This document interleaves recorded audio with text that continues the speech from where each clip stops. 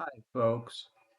Hey, today I'm going to talk about how I often go to activities at my local junior college, despite not being a student or being employed there.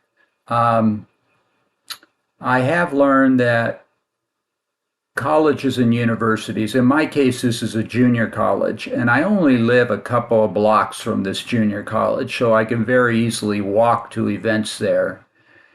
They have many events that are open to the public, um, at least here in the United States. Many of the events are free. Some have an admission fee, um, which often isn't so high. In my case, it's a junior college. It's a 2-year college. They have concerts there. Many are free. Some you have to pay a small amount. They have student plays. They have lectures that are open to everyone, often given by the faculty. Sometimes they're given by alumni of the college who come back and give a lecture. Uh, Sports. Um, Often the sports you do have to pay admission fee, but I've gone to tennis, for example, at Glendale College, which was free. Um, Partly maybe it doesn't draw as large an audience, but it's still good tennis. Baseball used to be free. Lately, they've been setting up a table at the entrance and collecting a fee. So I'm sharing this with you, thinking it might be something you'd enjoy. In this case, I went to a piano recital. This was a free one at the college 2 or 3 days ago. It was at 12:30 to 1:30 in the afternoon, and this is the program from it. And it was fine. It was first, second, and third semester students. Um, and you can see they listed the piece that each piece was 3 or 4 minutes. They listed the piece that the students played and they name of the student and the composer. And they were quite nice. In my case, while I waited for the show to begin, I doodled a bit on the program. And I think these were nice doodles. I liked these. I like my doodling. You may not see much in it, but I just sort of let the pen go where it goes. And I kind of try to make shapes that feel good to my hand. I mean, movements. To some degree, I even listen to the sound of my hand as it moves, and the sound of the pen on the paper, and try to make it sound nice and smooth. Um, anyway, uh, and I do sometimes doodle while I wait for some event to begin at the college often. Um, I'm kind of oriented these days towards things that are within walking distance in terms of entertainment or what they call lifelong learning. In other words, I go to lectures at the college. I don't get college credits. I'm not in a class. A lot of the people who come are getting credits for coming, like extra credit. It's not part of their class lectures, it's an additional lecture. For example, the college has noontime science lectures that they've been giving. They often bring back an alumnus of the college. They brought back a fellow who graduated from the college and then went on to become an MD. I forget what his specialty was, but it was interesting. When I go to these events, I'm not going to say that they're my first choice, um, or a topic that I am intensely interested in my own life. Um, for instance, did I Am I intensely interested in medicine? I'm somewhat interested. It's not part of my career, and it's not something I study a lot on my own or read about a lot on my own, but it's interesting enough. Um, and it's within walking distance. If I were willing to drive places, I'd have more options, and I could probably find things that were a little more specific to my interests, and that would be good. Um, the music isn't necessarily my favorite music. I'm pretty limited at the college to classical music and jazz. This was mostly classical music with some old folk tunes thrown in.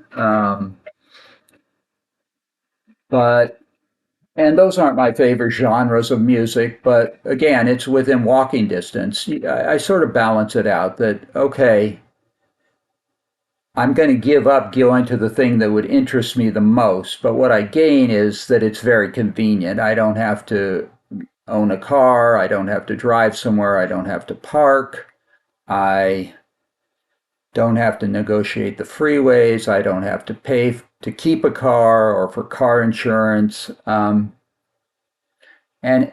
to me, there's substantially better arguments for just going to things that aren't 100% my first choice, but they're still quite good. Um, I also saw a woman speak this week uh, who uh, she okay this college is called Glendale Community College. Glendale is a suburb of LA. She did grow up in Glendale. Normally, she would have gone to Glendale Community College, but she wanted a little change of scene, so she actually did go to a different community college, the next nearest one, which is Pasadena Community College. It's 6 or 7 miles away, um, which I think is like 10 or 12 kilometers, but it's pretty nearby. But it would be a different city than Glendale. She got her change, and then she went on to get a PhD from UC Irvine. And she came back to Glendale College and talked about the whole process and, well, a little bit about the process, mostly about her research interests, which are studying the bacteria in the soil, in soil around us. And am I intensely interested in that? Is it something I've looked into on my own? No. But to go and hear a live person talk about their passion in an interesting way, in most cases, I would say I always have time for that because I'm still going to learn something interesting. It's still going to have some kind of relevance to my life. I mean, dirt is in everyone's life because we all live on the dirt of the planet. We walk on the dirt. We build our houses on the dirt. We build our businesses and roads on the dirt. Even if we're not super interested in dirt, it does affect our lives. So knowing about it is a fine thing. And that's how anything I go and hear a lecture about, I hear them about politics at the college, history, psychology, anthropology. Um, I've gone to workshops on fiction writing, and I don't write fiction, but I thought it would be interesting to hear what the leader of the workshop had to say. Um, I don't write fiction or read fiction, but I do watch fiction movies. I do watch movies that aren't just documentaries, but they're made up stories. And so it wasn't quite a workshop. It was kind of a combination lecture and workshop about how to write fiction, how to get unblocked if you're having a writer's block. Um, you know, anything you learn, you can often apply in your life. I may not write fiction or have writer's block, but I may have blocks on other things. I could have a block on another kind of problem in my life, and maybe I could use their techniques for unblocking fiction writing, and I could somewhat learn how to unblock a solution for my problem, which might be very different from fiction writing. So I say anything you can learn, you can somewhat apply to your life. I saw actually two concerts there in the last week. The other one was the college has an orchestra, and they played a symphony on Sunday, and that was very nice. I've often gone and heard the orchestra. Again, not my first choice of music. If I could go anywhere, I would probably choose something different, but I can walk to this. It's great. I've seen plays there numerous times. I've gone to dance concerts. And of course, it's mostly the students, and they're 19 and 20 years old. So they're not the greatest performers, but they're good, and they've put a lot of work into whatever they're presenting. And then sometimes the professors, these public lectures, the professors speak. The music professors occasionally will give a professor recital where the music professors play for the whoever comes. Um, the sports, it's the students, and it's not major college or professional sports, but it's pretty good. Let's see, what else can I tell you from my point here? Uh, the one other thing that comes to mind, if you do start looking for calendars, I find out about this stuff. The college has a website that has calendars of events. They have a main calendar, but there are all other calendars that might have events that aren't on the main calendar. So if you use this idea and you start looking for things at your local college or university, you can be aware there might be other calendars. The concerts, there's a separate music calendar. Sometimes those music performances make it onto the main calendar also, but sometimes they're only on the music calendar. So you want to go look for that. There's a separate theater calendar. The college has a nice little art gallery, and they have nice events there. They have art talks.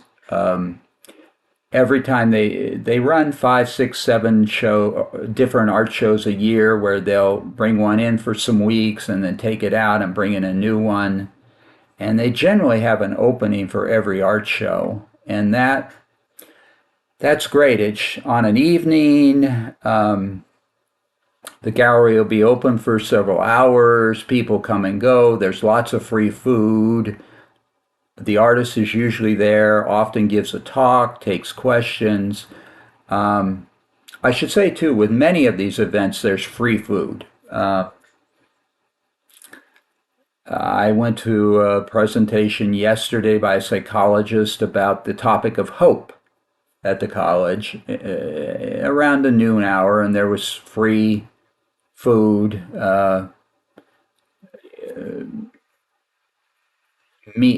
stuffed meat. What do you call them? I can't. Little like spherical kind of breaded uh, quote containers unquote with meat inside and fruit, and there was a veggie alternative. It was breaded quote containers unquote. I mean edible food with cheese and veggies inside and cookies. You'll see food like that at a lot of these. Sometimes it's more elaborate where this was pretty simple, but sometimes they'll set up the student center with tables and tablecloths and hot food. I go every year pretty much. There's a Martin Luther King breakfast where there's a nice food and really good speakers who come from outside the college also. A lot of the artists are from outside the college who display in the art gallery, although they do display student work too. So look for things like this. I feel as though I'm one of a rare person. I'll tell people when I go I'm a community member, and they'll say they've never met another community member who comes, but I like it. I can get out of my house. I can be with live people, not just surfing the internet or reading things. Hear about things I might not have heard about otherwise, and enjoy myself. If I think of anything to add, I'll put it in the description under the video, the written description, or something I want to change or correct that I said wrong, or I'll make another video. So look for those, and